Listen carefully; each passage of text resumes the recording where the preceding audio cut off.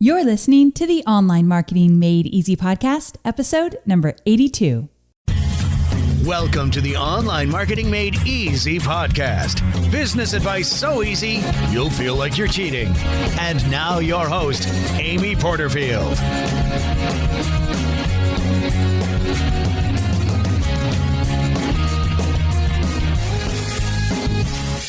Hey there, Amy Porterfield here, and welcome to another episode of the Online Marketing Made Easy podcast. Thanks so much for tuning in. Today's episode is all about protecting your Facebook ads account. And the reason that this episode came about is because I have this wildly engaged private Facebook group for my program, Webinars That Convert. It's a new webinars program I just came out with. And the private Facebook group is incredibly active. And they're constantly asking questions and talking about their success and their struggles with creating a webinar system. Well, one part of the webinar system that I teach is all about using Facebook ads to fill up your email list and fill up your webinars. And so because we talk about Facebook ads so much inside the program, a few of the members have recently got their ads account shut down. And when a few members talk about getting their ads account shut down, then it feels like every member is going to get their ads account shut down. There's like this fear that runs through the group, and I'm really sensitive about it because I know that it's a very small minority in terms of who it's happened to, but it's a very big fear for everybody else. And so it's something I wanted to address. So I recently did a private training for my Webinars That Convert group all about this topic. And I invited my good friend Rick Mulready to the private training, and together we kind of riffed back and forth about some of the key areas that you need to pay close attention to. And it was a webinar, so they saw slides and some videos and all that good stuff. So it was really special for them. But at the same time, I thought this is such great information that I want to at least package it up a little bit. I won't go into so much detail here, but I wanted to give you the 10 areas where you should really be paying attention to when it comes to running Facebook ads so you can protect your account. Now, in full disclosure, a lot of this information was created with me learning more from Rick Mulready. So I want to give him full credit. I'm going to link to an amazing article and episode he did on his own podcast about protecting your ads account. And I'm also going to link to the Facebook ads guidelines, because I think anybody running ads should check those guidelines on a regular basis because they tend to change a lot as well. And so I'm going to link to some of Rick Mulready's stuff and then the Facebook ads guidelines so you can really be informed. And again, I want to just give Rick a shout out because he's the guy that really knows so much about this topic and he's taught me what I know. So I wanted to give him credit there. But these 10 tips I'm going to give you today will really help you stay aware of what you need to be paying attention to when you're creating Facebook ads. Now, before we jump into it, I wanted to let you know that the freebie for this episode is a list of these 10 tips I'm going to give you and a little commentary of each so you're always staying aware of them. So if you want the freebie, so you don't have to take a bunch of notes today, but you want to have that information, all you need to do is go to amyporterfield.com/82 download. So amyporterfield.com/82 download, or you can text the phrase 82 download to the number 33444. So you can text 82 download to the number 33444. Okay, so let's go ahead and dive in. Before we dive in, I want to thank our sponsor today, 99 Designs. Now, I'm such a huge fan of this company because they can take care of all your graphic needs. We're talking logos, social media cover images, website graphics, and so much more. So visit 99designs.com/Amy and get a $99 upgrade for free.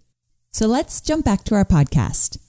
Let's jump into tip number 1 to protect your Facebook ads account, and that is to add a privacy policy to your registration page. So if you're running an ad to, let's say, a page where people are signing up to get some kind of freebie, if you're collecting name and email or any information, you need to have a privacy policy at the bottom of that page. So by having a privacy policy, I mean you're going to link to more information.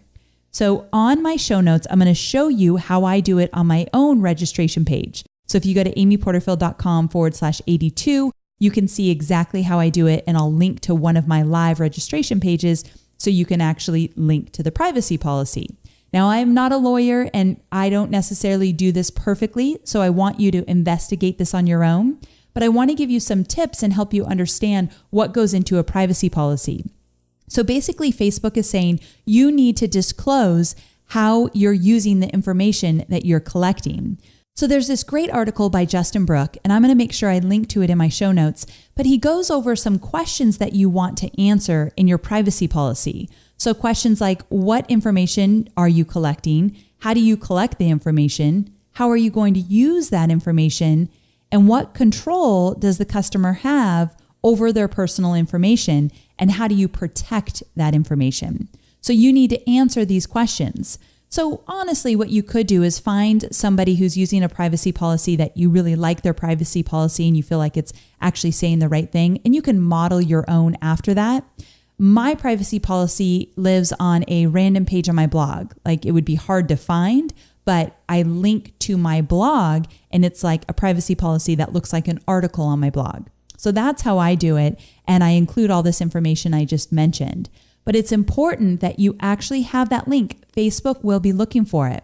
What's important to remember is that when Facebook is looking at your ad in order to approve it or disapprove it, they're not just looking at your ad copy or your ad image. They're also looking at where you are sending traffic. So they're looking at your registration page or your blog post that you're sending traffic to, or wherever you're sending traffic, they're looking at that page as well. And that's where they're going to look for the privacy policy. So it's really important that you include it. Moving on to tip number 2, you want to disable all pop-ups on your page where you're sending your ad traffic. So a lot of people will send Facebook ad traffic to a blog post, which is a great idea. And that's a topic for another show. And I've already talked about it a little if you follow my podcast episodes. But Facebook loves when you send ad traffic to content that is in front of an opt-in, meaning you don't have to opt in to get the content. Usually you pay less for those ads, and usually Facebook looks at them very favorably. Now, let's say that's what you're doing. You're sending your ad traffic to a blog post, and maybe somewhere in that blog post, you can have people opt in for a freebie if they want it.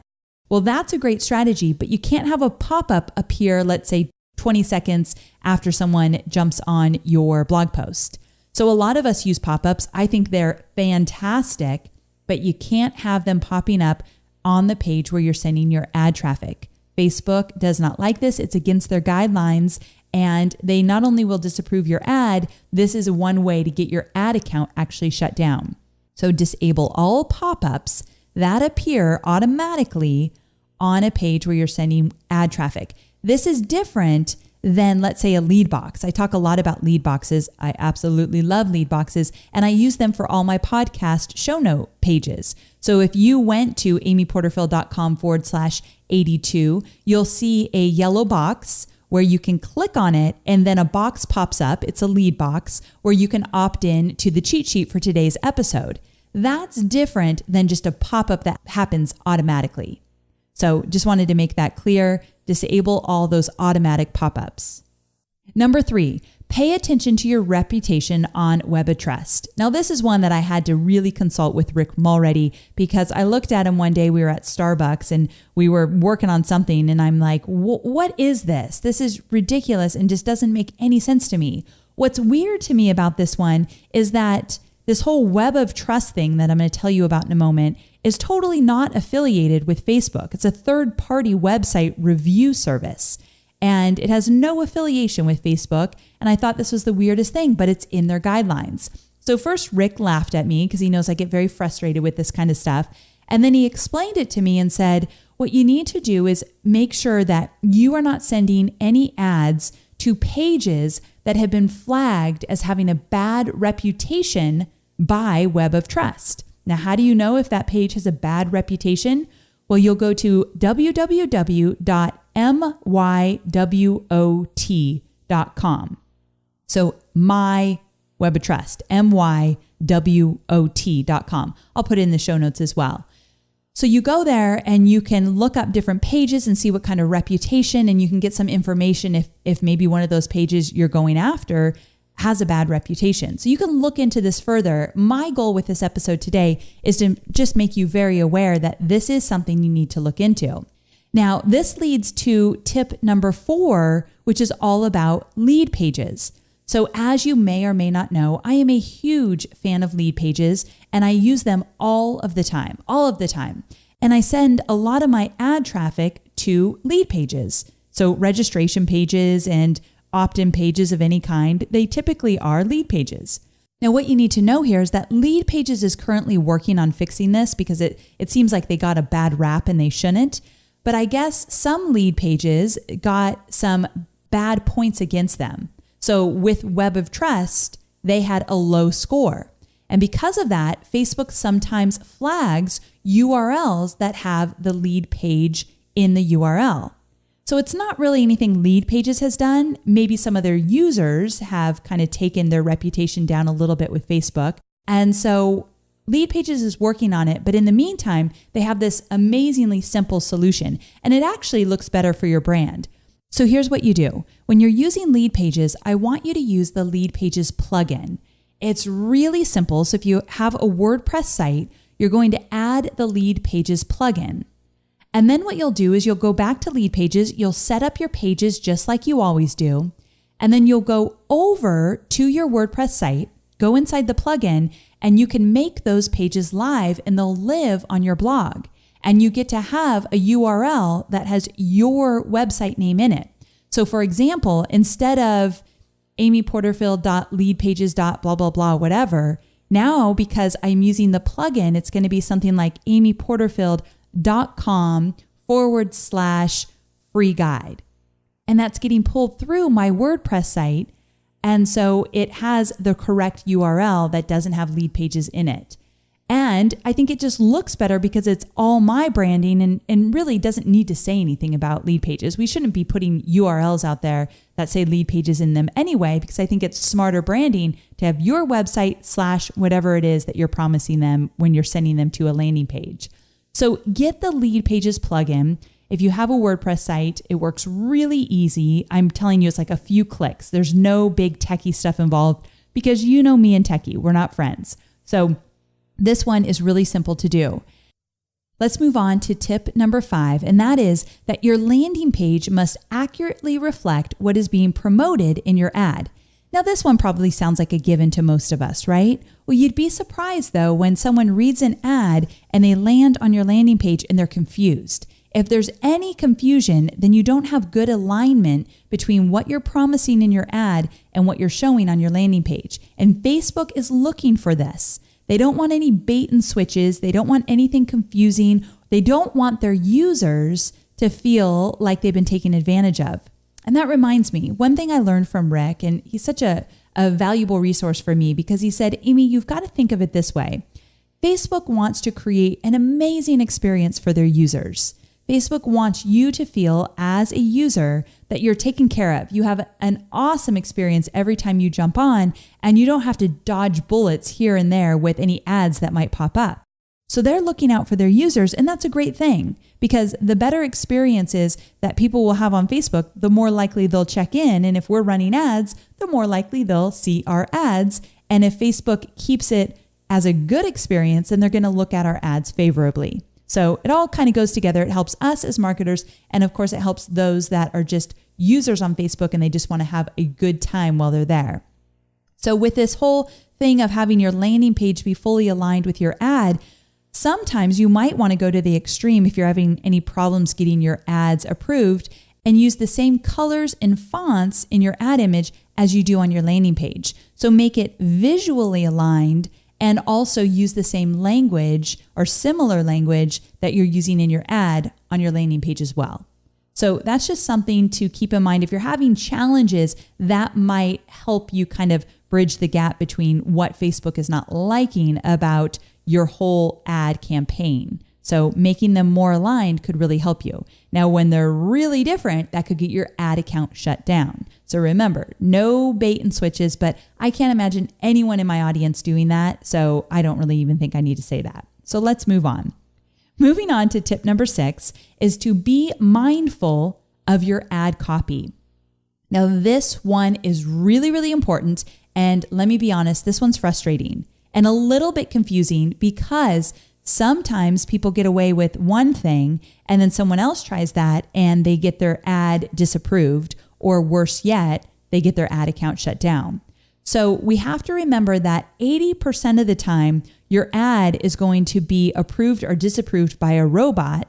And then from there, it might get seen by a real person that will then shut it down. So sometimes you've had the experience, probably if you run ads, that you're running ads, the ad gets approved, 2 hours later, disapproved. I remember the first time that happened to me, it was like maddening. Like, what could have changed in the last 2 hours that you don't like my ad? Well, a robot had approved it. A real person looked at it and thought, no, that's not going to work. And so this happens a lot. So watch your ad account carefully. So if anything got approved, well, then you want to think, okay, well, if it got approved, let's check it in a few hours. Let's check it tomorrow. I think when you're running ads, you should check them a few times a day just to make sure everything is running smoothly. Also, before I forget, when you have some ads that are really old and you're not running them anymore and you don't plan to run them, delete them. I've heard these horror stories and I don't want to scare you. Believe me, I run ads every single day. So I'm the last person to try to scare you not to run ads because I teach them in all my programs. But there was this story that I've heard a few times, and it's basically kind of freaked me out at first because some people had gotten their ad accounts shut down because they had old ads in their account that were against the guidelines. They weren't running the ads, they were paused, but they were still in their account and they were clearly against the guidelines one way or the other. And they might have been really old and the guidelines have changed, who knows? And this could be an urban myth, I don't know. But what I suggest you do is just delete anything that you know you're not going to use again in your ad account. Keep it really clean, keep it really current. If you need to take some snapshots, definitely do so. But don't keep ads in there that you're never going to use because you never know what Facebook is looking at. They have access to all of your information in your ad account. And I just don't want an old ad to get you in trouble. Again, sometimes that feels like it could have been an urban myth, but what if it's true? Like, what's the point? Let's not keep it. Let's kind of clean it up. Now, getting back to tip number 6, being mindful of your ad copy, I wanted to tell you a quick story of someone in my Webinars That Convert program right now. She had an ad running and she had a video ad that wasn't actually running at the time, but she had it in her account. And that video ad had a really cool script all about how to create a lead magnet. That's what her giveaway was. And then she had that script as a video, and then she put it into text as well in an ad, almost word for word in some situations. So she was running that ad with the text, with the script that she created about how to build up your email list with a cool giveaway. And then she had a few other ads running, and her ad account got shut down.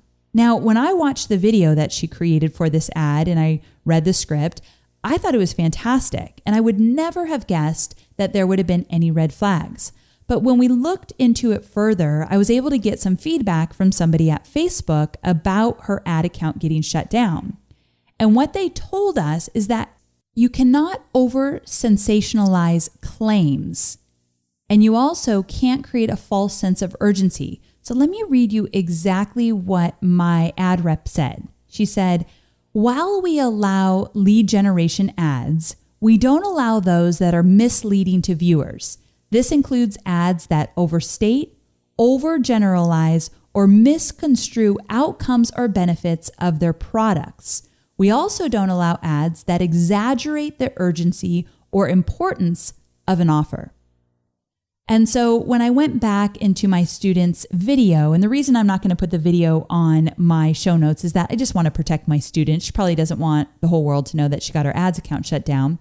But I went back to her video and watched it again, and there is a sense of urgency in there, and there is a sense of, creating something so amazing that you just won't believe it. Like there's that excitement. It's almost like an undertone, which makes it really hard to kind of gauge what Facebook is thinking and feeling when it might come out as an undertone versus she didn't overtly say, you have until tomorrow to take me up on this and you're going to get $1 million if you do this. Like it wasn't that kind of thing. So the reason I'm telling you this, and I don't want to confuse you even more, but the reason I'm telling you this is you really want to look at your text and ask yourself and ask those around you, the peers that you trust, Do you think I'm overstating or overgeneralizing or misconstruing the benefits or outcomes? So really important. And one more thing I want to bring your attention to, and that is that my student then went on to say, okay, Amy, I want to make sure I'm doing this right. What do you think of sending ad traffic to a blog article all about getting a 10x increase in organic reach for your video Facebook ads? Because she teaches video Facebook ads as well. So she was going to say how to 10x your organic reach. And so I went back to my rep and I asked her about this, and this is what she said. She said, Amy, I do not have any benchmark information, so it's hard to say if 10xing your organic reach is acceptable. This metric will also probably vary significantly by advertiser. Now, I will say that Facebook doesn't come out and make things really clear for me, or at least most people. So when I read into that, basically, just to help you out to understand this, what I got from that is that when you're putting metrics out there that really cannot be benchmarked, you really don't know, well, then that could be a little dicey. You want to be careful with that. Now, you've got to kind of go at your own risk and go as aggressive as you feel that you can and what feels comfortable to you, because I like metrics in ad copy. I think they're important. But one thing that Rick and I kind of riffed about when I did this private training for my group is that we came to the conclusion that when you're talking about specific results, you can't promise them to the audience, but you can talk about your own experience. So when you're talking about your own experience and how you're going to share how you did something, that's a different conversation than telling people, I'm going to show you how to 10x your organic reach on Facebook. Facebook is not loving those metrics because they're thinking, okay, well, by whose standards and what benchmarks are you using? So be careful with your numbers. And if you can, try to make them more about a story you're telling versus a promise that you are putting out there in your ad. That's just one way to think about it. Now, another thing, since we're talking about ad copy, I had a situation where I was trying to run an ad. This was when I was promoting the Profit Lab in April. And the ad said something like, are you struggling to make sales online?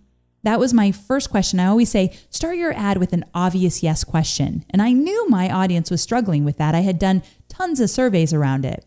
So that was a great question for my audience because I would get a hand-raised yes or heck yes from a lot of the people that were following me. Facebook disapproved the ad. And so we dug a little deeper and asked why.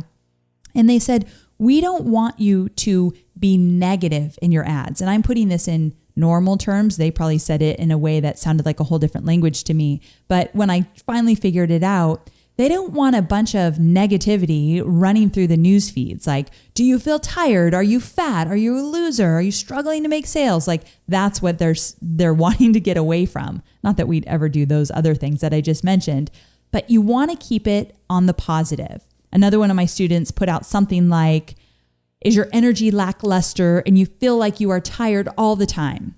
And that was disapproved as well.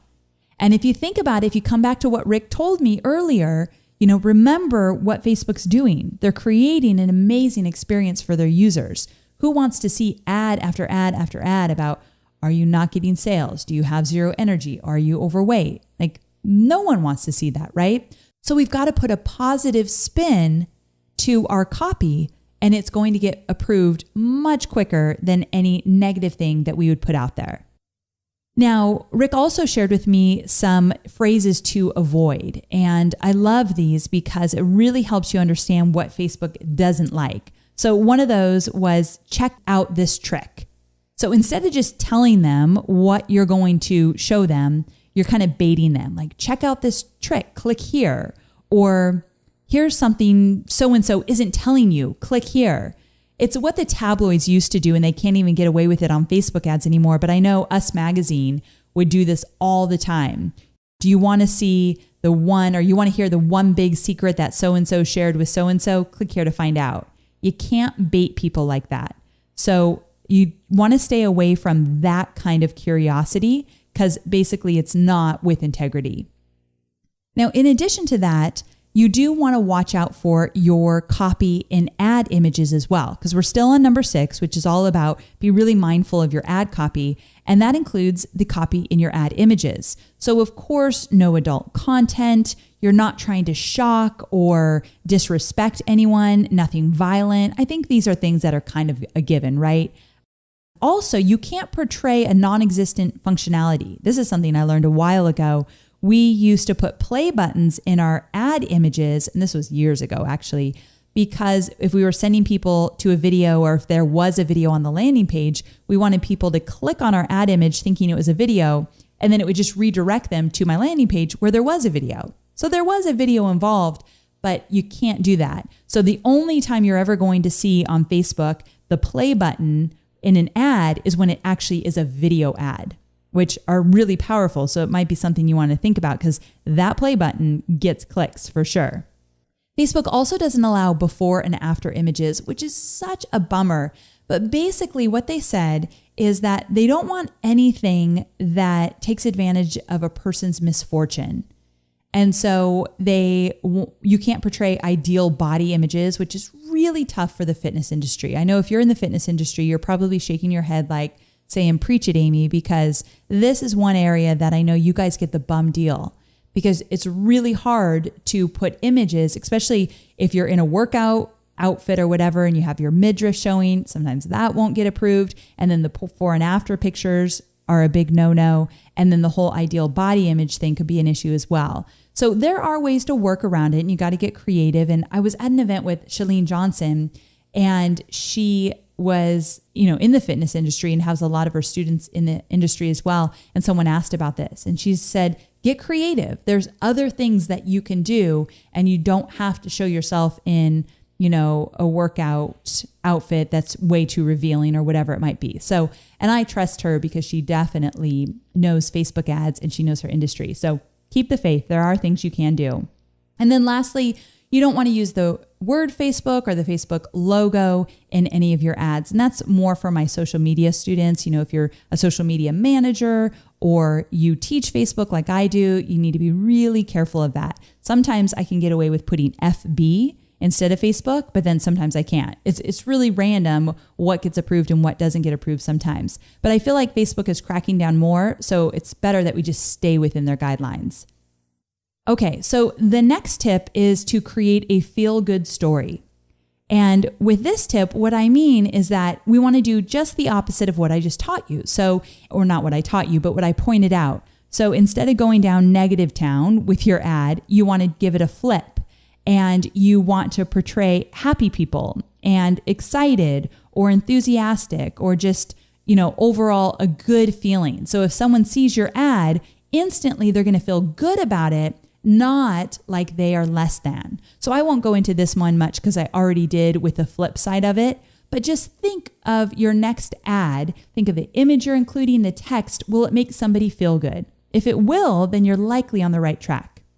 Okay, moving on, tip number 8, stick to your account's regular activity. This one I've had some students have an issue with recently in the Webinars That Convert group, and so it's very fresh in my mind. The first thing is, if you have a lot of people out of the country, let's say you're in the US and you have a lot of out-of-country VAs, and they're logging into your Facebook account, that could be a red flag with Facebook because it looks like there's some weird activity going on, possibly. So for those of you who have a lot of people logging into your Facebook ads account, you need to make sure you have Facebook Business Manager. Instead of just a regular ads account, you need to look into the Business Manager, and I will link to information about that in my show notes at amyporterfield.com/82. It's not as fun, to be quite honest, but it is necessary because you don't want it to ever look like there's some suspicious activity with your account because you will get it shut down. Now, I have had a student that had some credit card issues. Maybe her credit card number expired or something like that, and she had to replace it, and Facebook was waiting on some more information for her to identify herself with that new credit card, and she didn't get back to them, and they shut down her account. So if you have no idea why your account got shut down, it makes no sense, no ads were running or nothing got disapproved, and something just seems really weird, The first thing I want everybody to do if you ever get your Facebook ad account shut down is continue to contact them. Usually you'll have a link in order to say, hey, this was wrong. My ad account shouldn't have been shut down. But I want you to be diligent and find as many ways as you can to get in touch with them. Now, that's not easy, I know. But if it were me, that's what I would do. Now, there's no guarantee either, but you never know. Like the example I gave you of my student earlier, we were able to get her account up and running again. Very rare, but sometimes when you're really persistent, it can work. Now, another thing though is that if you have no idea why your account would ever be shut down, it could be a credit card issue. So I want you to look into that as well. You just never know. I hear so many different stories that I just wanted to give you some ideas as to how to troubleshoot. However, most people will come to me and they'll say, Amy, my ad account got shut down and it makes no sense. Like no way could I ever broke any of the guidelines. And then typically what I'll do is I'll go on the person's landing page and right away I'll see a word that stands out. Like one of my students, she used the word guarantee. Something about guaranteeing you're going to get more clients or something like that. That is a huge red flag. You'll get your account shut down instantly. Never, ever use the word guarantee on your ad or your landing page.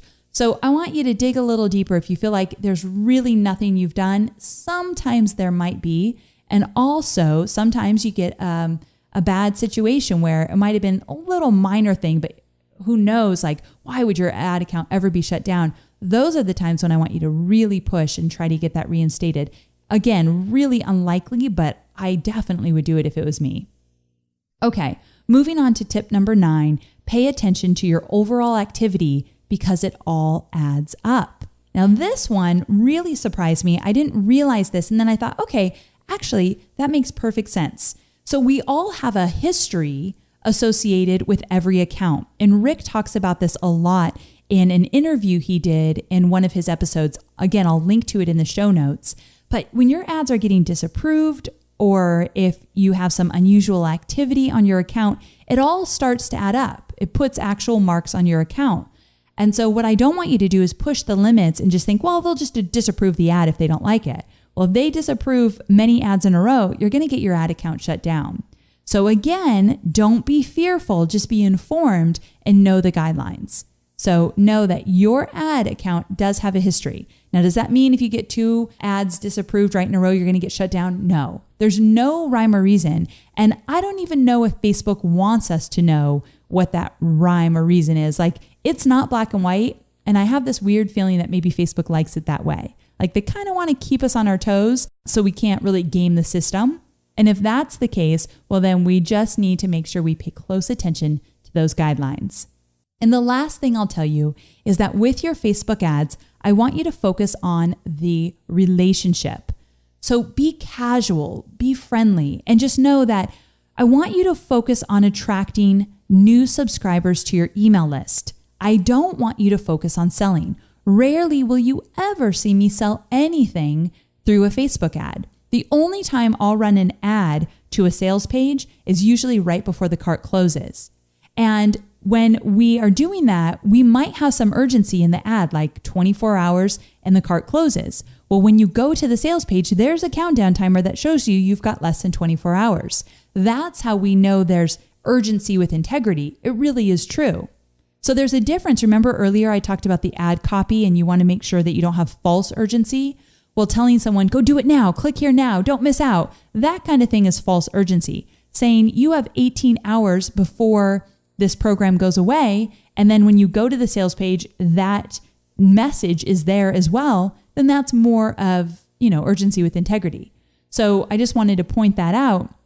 But again, getting back to the final point of building relationships with your ads, the more you can send ad traffic to a blog post that's in front of an opt-in, and then maybe on that blog post, you have some kind of opt-in like I do with my podcast. Facebook, again, loves that.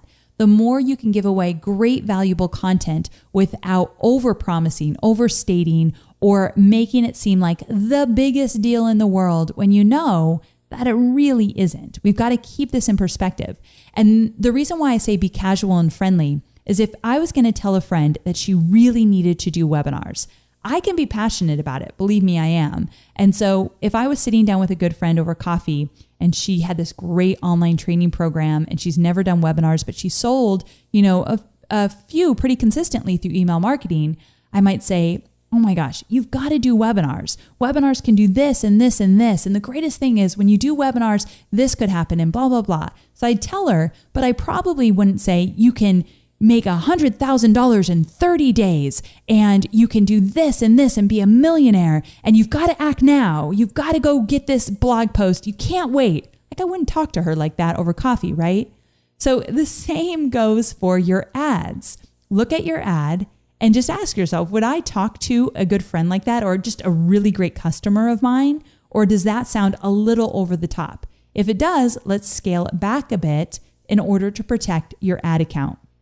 Just something to think about. And then in your email marketing, you can create more of that urgency and more of that passion and be very specific about the results you want to get them. So you can talk about 10xing and making a certain amount of money, and you can talk about certain days and all that, like a countdown in your email marketing. I would just stay away from that in your actual ad and the landing page.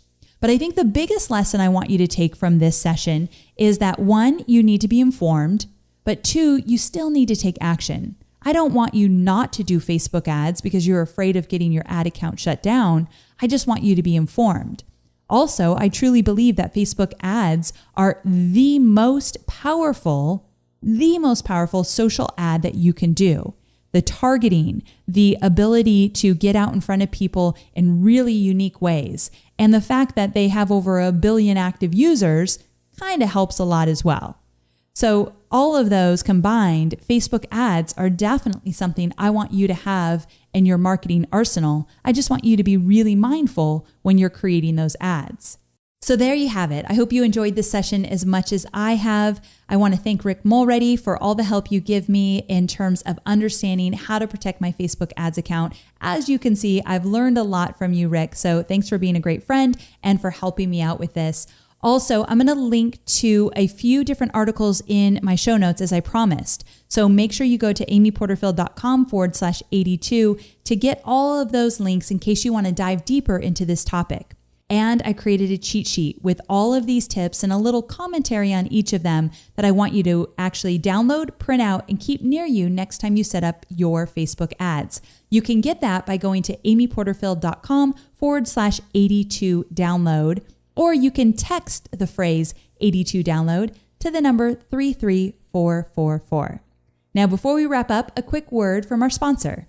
And finally, I want to thank our sponsor, 99 Designs. Now, when you market online, it's really difficult to stand out from all of that online noise clutter. So how do you do it? Well, I think you do it through impeccable branding. And that includes your logo, your social media cover images, your website, and everything in between. At 99 Designs, you can get anything designed in just a week for a startup-friendly price. So to give you a little something extra, when you go to 99designs.com/Amy, you'll get a $99 upgrade for free. That upgrade makes your design contest stand out from all the others and bumps you to the top of the list so more designers can see your contest. So make sure to check out 99designs.com/Amy. Again, thank you so very much for being here. I cannot wait to connect with you again next week. Bye for now.